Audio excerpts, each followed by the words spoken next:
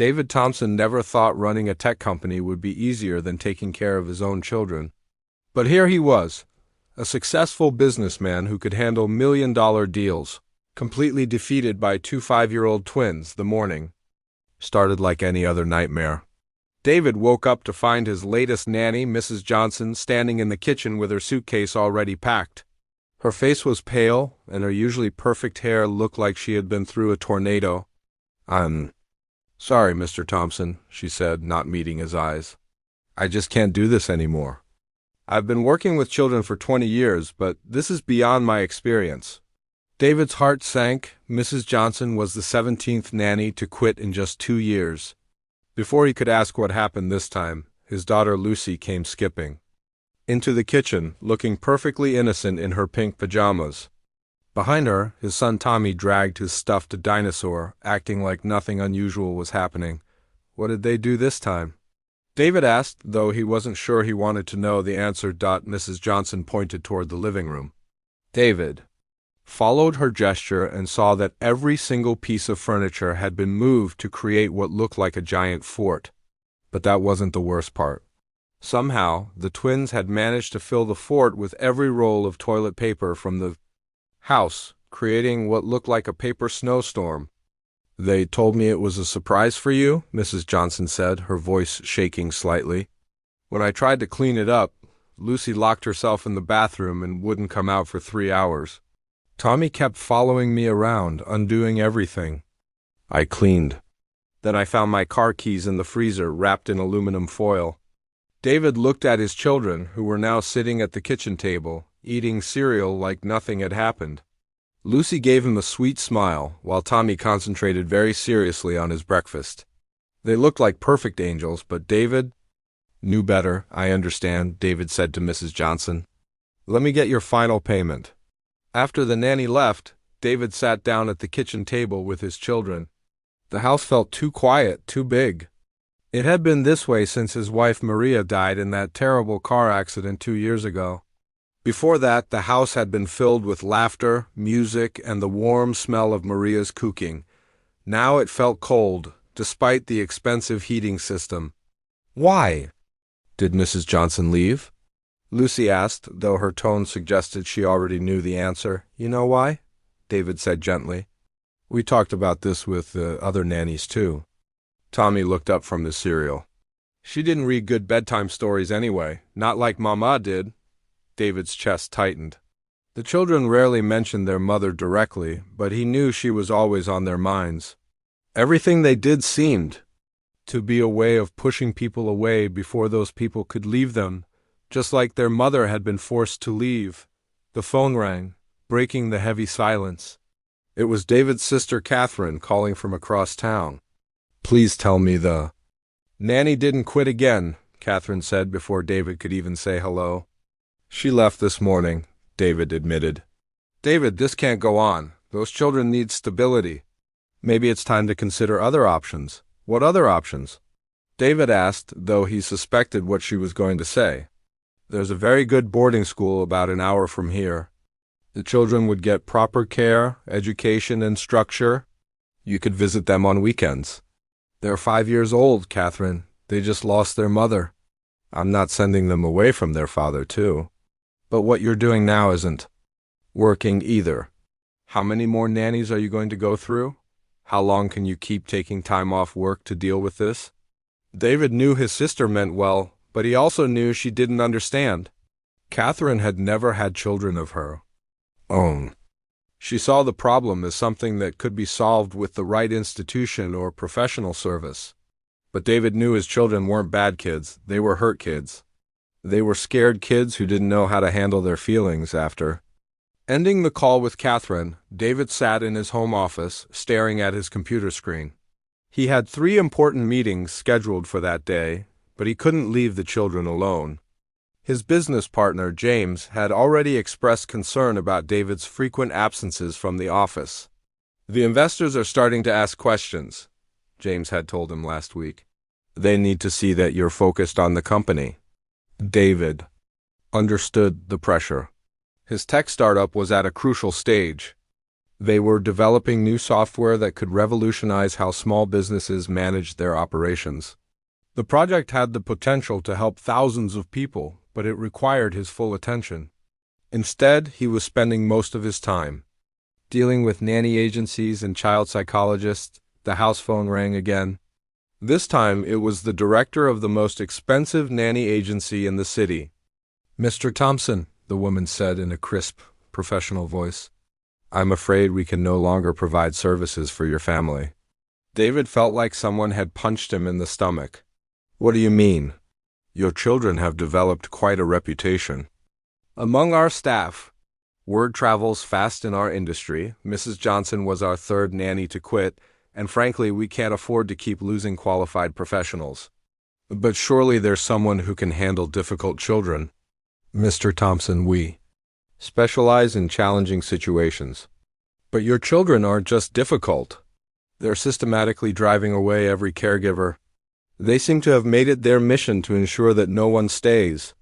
After hanging up, David walked to the living room where Lucy and Tommy were now, quietly playing with building blocks. They looked so normal, so innocent. But David had learned that their calm moments often came right after they had done something particularly troublesome. "We need to talk," David said, sitting down on the floor with them. Lucy immediately became defensive. "We didn't do anything wrong. The toilet paper fort was wrong. Hiding the nanny's keys was wrong. Making her feel bad was wrong." Tommy's lower lip started to tremble. "We just wanted to play." "I know you want to play, buddy. But the way you're playing is hurting people's feelings.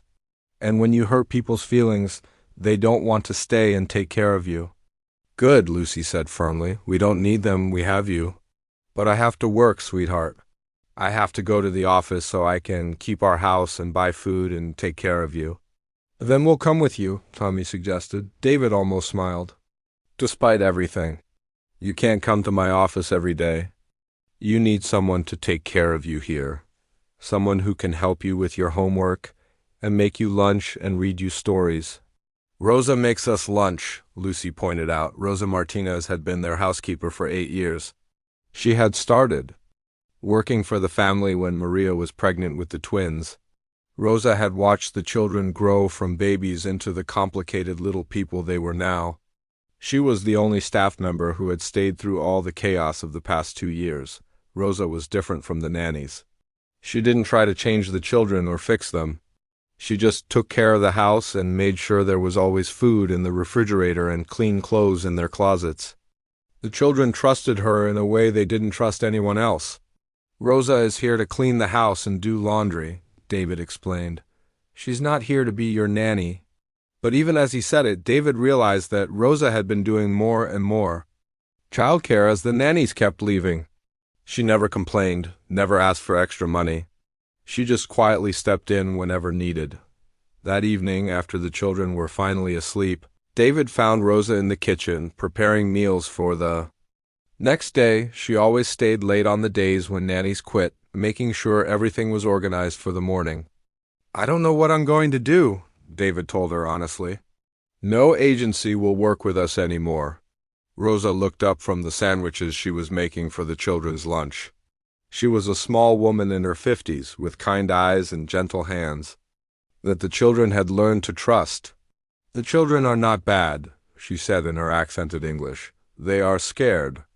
I know they're scared, but I don't know how to help them. Every professional I hire either quits or tells me to send them to boarding school." Rosa was quiet for a moment, continuing to cut sandwiches into the fun shapes that Lucy and Tommy preferred. "My niece just moved here from Texas," she said finally. "She studied to work with children. She's very good with kids who have big feelings."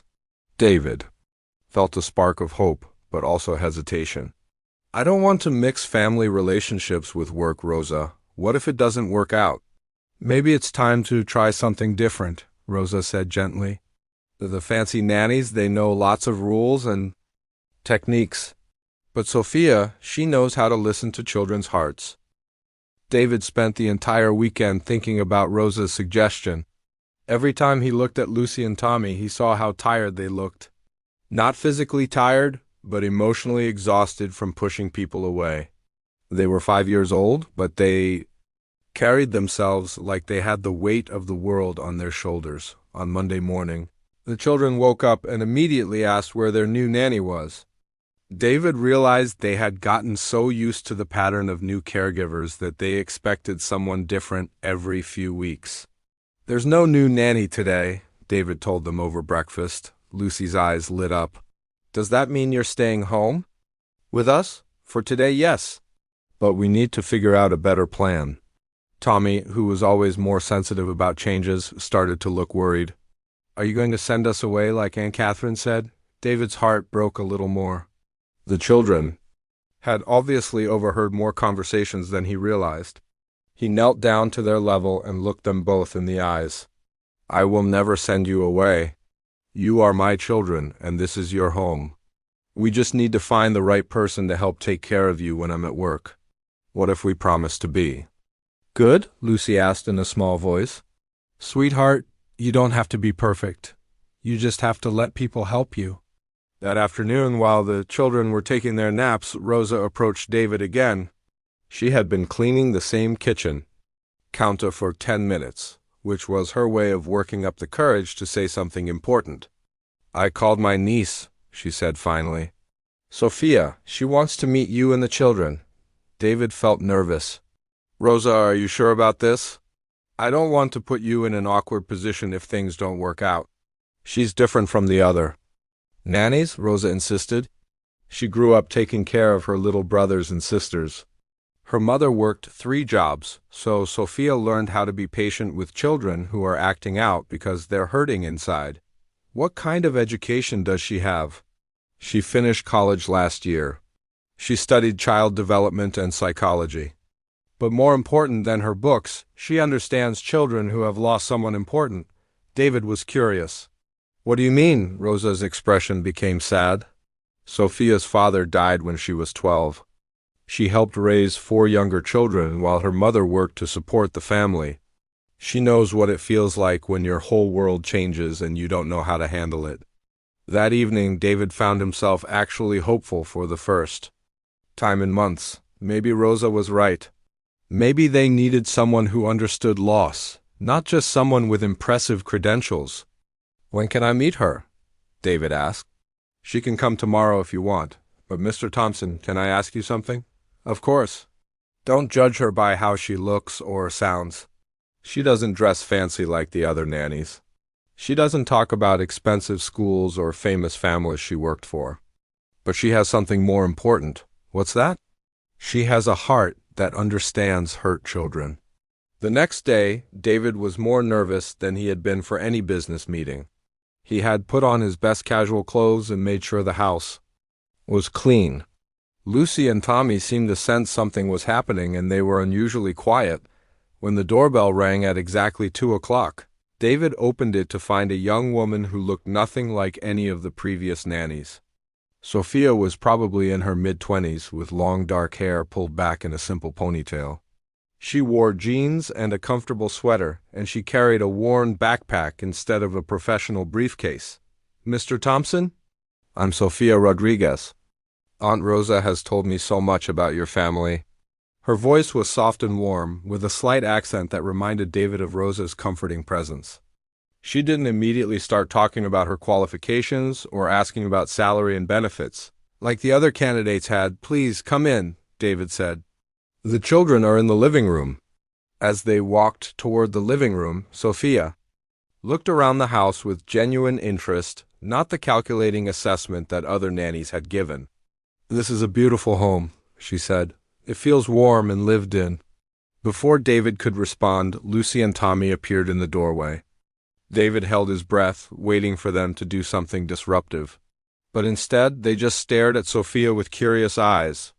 "You must be Lucy and Tommy," Sophia said, crouching down to their height. "Your Aunt Rosa has told me you're both very smart and creative." Lucy stepped forward, always the bolder of the two. "Are you going to be our new nanny?" "I don't know yet," Sophia said honestly. "That depends on whether we all think we would be a good fit together. What do you think?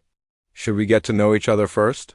Tommy, who usually hid behind David when meeting new people, took a small step forward. "What's in your backpack?"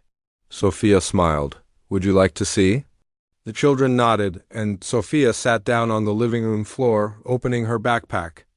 Instead of formal interview materials, she pulled out children's books, colored pencils, and what looked like a small photo album. These are some of my favorite things, she explained.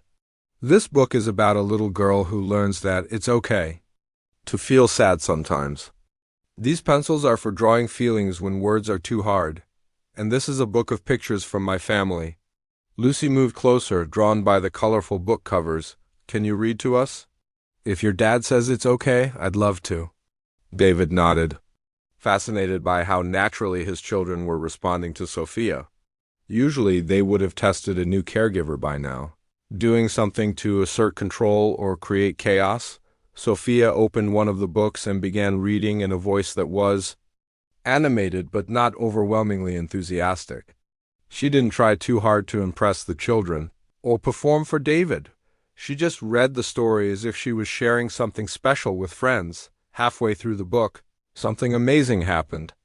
Tommy, who never sat still for story time, with the nannies, climbed onto the couch next to Sophia. Lucy followed, settling on Sophia's other side. David watched from the doorway, almost afraid to breathe.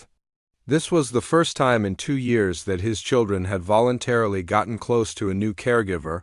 When the story ended, Lucy looked up at Sophia.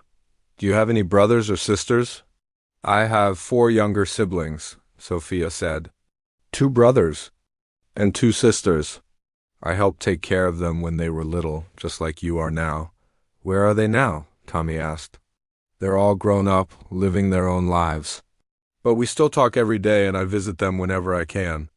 Do you miss them? Lucy asked. Every day. But I know they're happy and safe, and that makes me happy too. David realized that Sophia was talking about family in a way that acknowledged both love and loss. She wasn't trying to replace anything or anyone. She was just sharing her own experience of caring for people she loved. Mr. Thompson, Sophia said, looking up at him, could we talk privately for a few minutes? David nodded and led her to the kitchen, where Rosa was pretending to organize the already organized pantry. I want to be honest with you, Sophia said. Aunt Rosa told me about what happened to your wife, and about how the children have been struggling. I also know that many nannies have quit. David braced himself for her to say she wasn't interested. In the job? I want you to know that I'm not here because I think I can fix your children. They don't need to be fixed. They need to be understood and supported while they learn how to handle their grief. What makes you think you can do what 17 other professionals couldn't? Sophia was quiet for a moment. When my father died, I acted out too. I was angry and scared, and I pushed people away because I was afraid they would leave me like he did. What helped me wasn't someone trying to make me behave better. It was someone who sat with me in my sadness and didn't try to rush me through it. David felt something shift in his chest. How old were you when you lost your father? 12? Old enough to understand what death meant, but not old enough to know how to handle it. Lucy and Tommy are even younger, so their feelings must be even more confusing. What would you do differently than the other nannies? I wouldn't focus on their behavior first. I would focus on helping them feel safe and understood. When children feel safe, good behavior usually follows naturally. David looked back toward the living room, where he could hear Lucy and Tommy talking quietly together. They sounded calmer than they had in months. Rosa said you just graduated from college. What did you study? Child development and psychology, with a focus on grief counseling for children. I wrote my final paper on how young children process parental loss. Why did you choose that topic? Sophia smiled sadly. Because I wish someone had understood me better when I was going through it. I want to be the person for other children that I needed when I was young. David found himself believing her. There was something genuine about Sophia that none of the other candidates had possessed. She wasn't trying to sell herself or impress him with credentials. She was simply offering her authentic self and her genuine understanding of what his children were experiencing. What would you want to know about Lucy and Tommy specifically? David asked. Tell me about their mother. What did she love? What made her laugh? How did she comfort them when they were upset? David was surprised by the question. No other nanny had asked about Maria. She loved music and gardening. She used to sing while she cooked dinner, and the children would dance around the kitchen. When they were upset, she would take them outside to her flower garden and let them help her water the plants. Do they ever talk about her? Sometimes. Usually when they're missing her most. And how do you handle those conversations? David realized he didn't have a good answer. I usually try to distract them or change the subject. It's too painful. For all of us, Sophia nodded understandingly. Grief is painful, but avoiding it doesn't make it go away. Sometimes children need permission to miss someone and talk about them. Just then, Lucy appeared in the kitchen doorway. Daddy, can Sophia stay for dinner? Sophia started working with the Thompson family on a Monday morning in October. David felt nervous as he watched her unpack her simple bag in the playroom. Unlike the previous nannies who had brought expensive educational materials and strict schedules, Sophia carried children's books, art supplies, and a small wooden box that she placed carefully on the shelf. What's in the box? Lucy asked, immediately drawn to the mysterious object. Those are memory treasures, Sophia explained. Special things that help us remember people we love. Would you like to see? Tommy and Lucy nodded eagerly. Sophia opened the box to reveal small items: a watch, a faded photograph, a small stone, and a dried flower pressed between pieces of glass. This watch belonged to my father, Sophia said softly. When I miss him, I hold it and remember how he used to check the time before reading us bedtime stories. This stone is from our favorite beach where we went every summer. The flower is from my first day of school, when he picked it for me from our garden. Lucy touched the glass gently. Do you still miss him? Every day, Sophia said honestly. But now when I miss him, it feels warm instead of just sad. Because I remember all the good times we had together.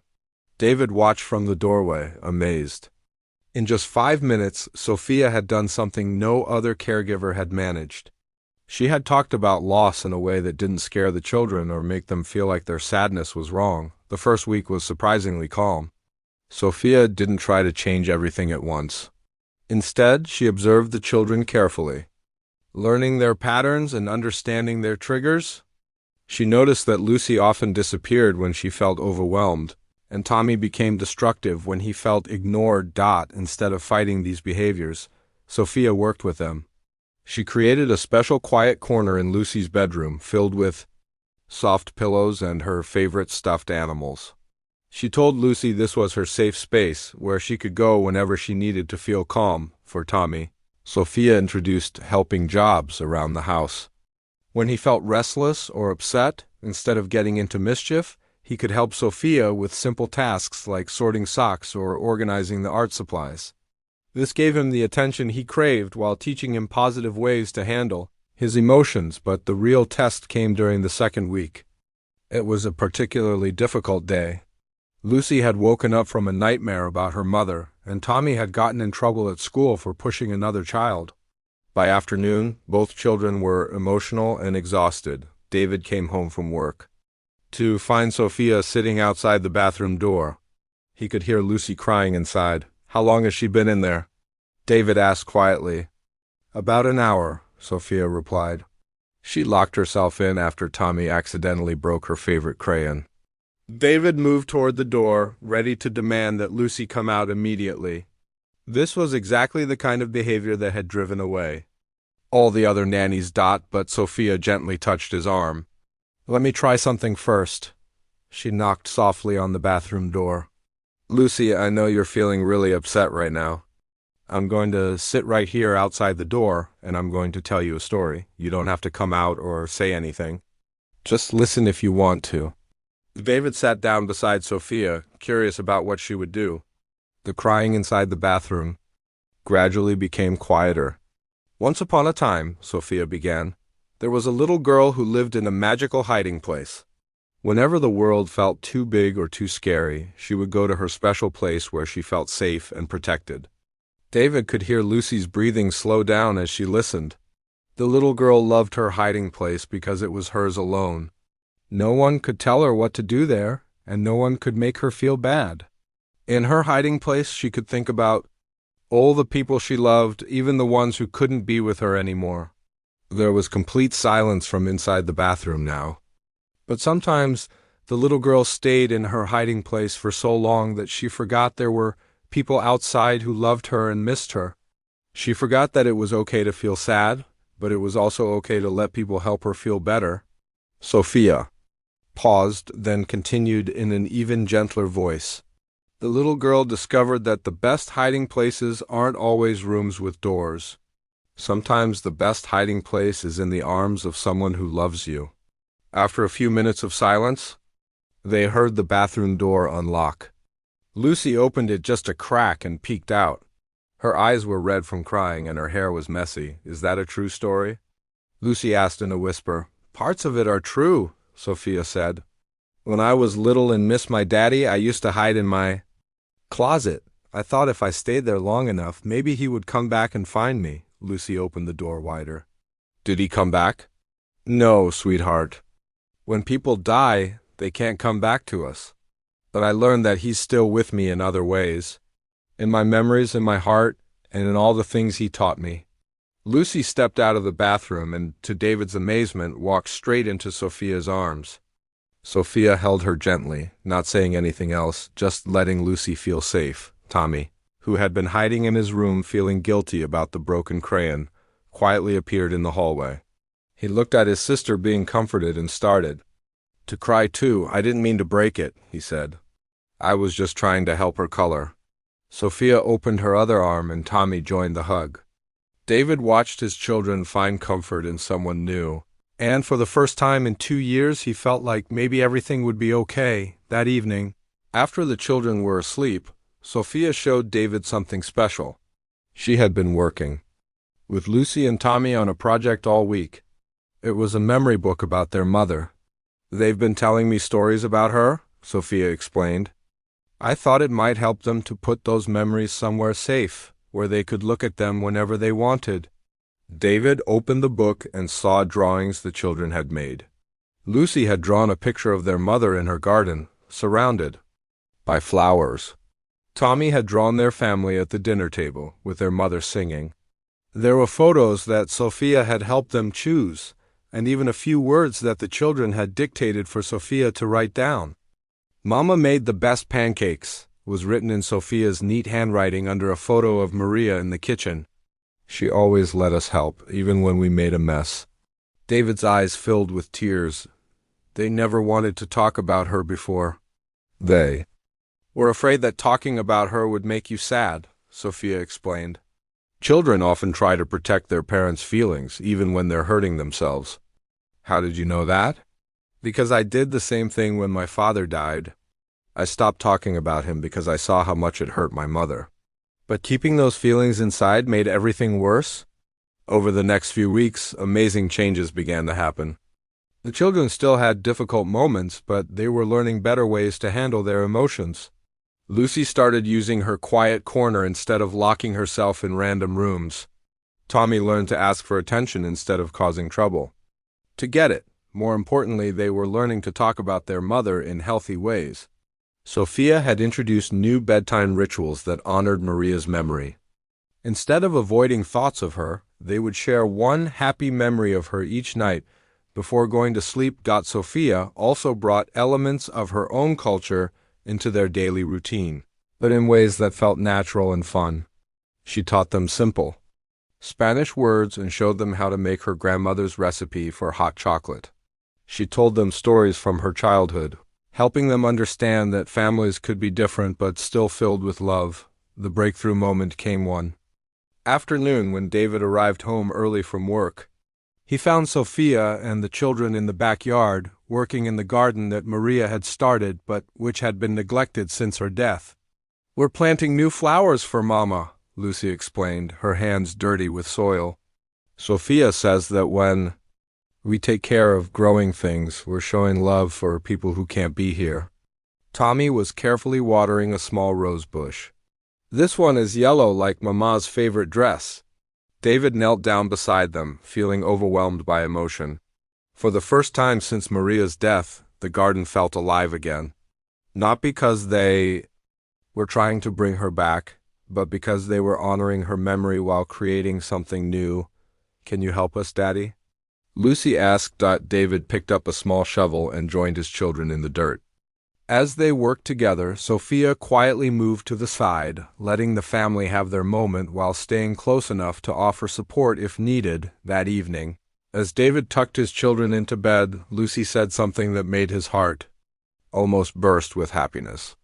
Daddy, I think Mama would like Sophia. Why do you think that, sweetheart? Because Sophia helps us remember Mama in happy ways, and she makes you smile again. David realized Lucy was right. For the first time in 2 years, he had been smiling more. The constant worry and stress were slowly being replaced by hope and healing. As he closed the children's bedroom door, David found Sophia cleaning up the art supplies in the playroom. Thank you, he said simply. For what? For giving my children their childhood back. For helping them heal instead of just behave. Sophia smiled. They're amazing kids, Mr. Thompson. They just needed someone to understand that their big feelings come from big love. That night, David went to sleep feeling grateful instead of worried. His children were learning that it was possible to miss someone deeply while still finding joy in life. They were discovering that love doesn't end when someone dies. It just changes form. And for the first time since Maria's death, David began to believe that his family could be whole again. Not because they had forgotten their loss, but because they had learned to carry it with love.